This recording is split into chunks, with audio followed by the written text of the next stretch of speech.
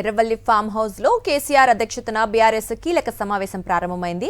Party సంస్థాగత నిర్మాణం, బలోపేతం, సభ్యత్వ నమోదు, పార్టీ ఇన్ఛార్జీల నియామకంపై చర్చిస్తున్నారు. ఇక సమావేశానికి బీఆర్ఎస్ వర్కింగ్ ప్రెసిడెంట్ కేటీఆర్, మాజీ మంత్రి హరీష్ రావుతో పాటు పార్టీ ముఖ్య నేతలు హాజరయ్యారు.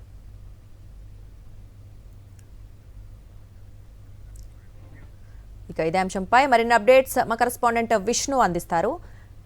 విష్ణు, చెప్పండి, కేసీఆర్ అధ్యక్షతన సమావేశం జరుగుతున్నట్లుగా తెలుస్తోంది. అప్డేట్స్ ఏంటి? ఏం మాట్లాడతారని అందరూ అనుకుంటున్నారు?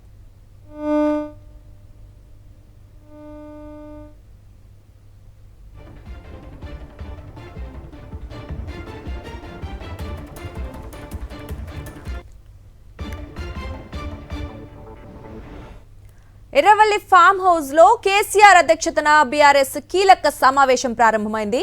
పార్టీ సంస్థాగత నిర్మాణం, బలోపేతం, సభ్యత్వ నమోదు, పార్టీ ఇన్ఛార్జీల నియామకంపై చర్చిస్తున్నారు.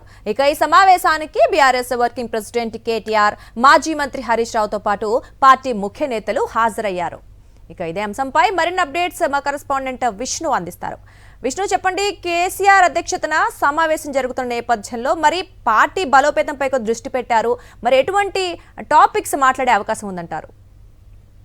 కాసేపటి క్రితం అంటే సుమారు అరగంట క్రితం సమావేశం ప్రారంభం కావడం జరిగింది. ఈ సమావేశం సంబంధించిన ముఖ్య నేతలందరూ కూడా రావడం జరిగింది. అయితే లంచ్ చేసిన తర్వాత సమావేశం ప్రారంభమైంది. ఈ సమావేశంలో ప్రధానంగా 4 అంశాల ఎజెండాగా ఈ సమావేశం కొనసాగుతున్నట్లు తెలుస్తుంది. ప్రధాన అంశం సభ్యత్వ నమోదు. పార్టీకి సంబంధించిన సభ్యత్వ నమోదు కార్యక్రమం సుమారుగా 3.5 సంవత్సరాల క్రితం చేసిన సందర్భంలో మరోసారి సభ్యత్వ నమోదు పకడ్బందీగా చేయాలని చెప్పని సభ్యత్వ నమోదుకు సంబంధించి సభ్యత్వ రుసుము కూడా సభ్యత్వం చేసిన ప్రతి వ్యక్తి నుంచి కూడా తీసుకోవాలని, అట్లాగే పార్టీ నిర్మాణానికి సంబంధించి నూతన కమిటీలు వేయడము, అట్లాగే గ్రామ స్థాయిలో పార్టీని బలోపేతం చేయడం కోసం కూడా ఈ సమావేశం చేస్తున్నారు. వీటికి ఈ 2 అంశాలతో పాటు ఏదైతే 10 నియోజకవర్గాల్లో టీఆర్ఎస్ లో గెలిచి కాంగ్రెస్ పార్టీలో చేరిన 10 నియోజకవర్గాలకు సంబంధించిన ఇన్ఛార్జీలను నియమించి అక్కడ పార్టీని బలోపేతం చేయడం కోసం ప్రయత్నం చేయాలి అన్న దాని మీద కూడా ఈ అంశంలో చర్చిస్తున్నారు. వీటన్నిటితో పాటు ఏదైతే రాష్ట్ర వ్యాప్తంగా కాంగ్రెస్ ప్రభుత్వము ఇచ్చిన హామీలు, ప్రస్తుతం ఉన్న పరిస్థితి అయితే రాష్ట్రంలో కొనుగోలు కేంద్రాలలో ఇబ్బందులు, రైతులు మొక్కజొన్న అట్లాగే ధాన్యము, సన్ఫ్లవర్ ఈ 3 విత్తనాలకు సంబంధించిన పంటలకు కొనుగోలు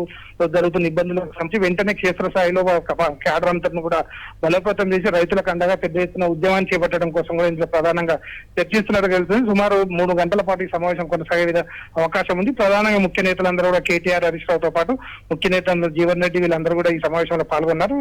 అయితే లంచ్ సెషన్ అనంతరం ప్రస్తుతం అయితే కేసీఆర్ ప్రసంగిస్తున్నట్టుగా తెలుస్తుంది. కేసీఆర్ ముందుగా పార్టీ నిర్మాణానికి సంబంధించి ఏ అంశాలు తీసుకోవాలి, అట్లా నియోజకవర్గాల వారిగా, జిల్లాల వారిగా బాధ్యులను ఈ రోజు ఫైనల్ చేసే అవకాశం కనబడతా ఉంది. రైట్ విష్ణు, అయితే కవిత కొత్త పార్టీ పెట్టారు. ఈ నేపథ్యంలో ఆ టాపిక్ ఏమైనా మాట్లాడే అవకాశం ఉందా? అంటే నేతలు అవ్వచ్చు, కార్యకర్తలు అవ్వచ్చు, ఇద్దరికి చెందిన వాళ్ళు ఉంటారు, తెలిసిన వాళ్ళు ఉంటారు కాబట్టి ఏమైనా పర్టికులర్ గా దాని గురించి మాట్లాడే అవకాశం ఉందంటారా?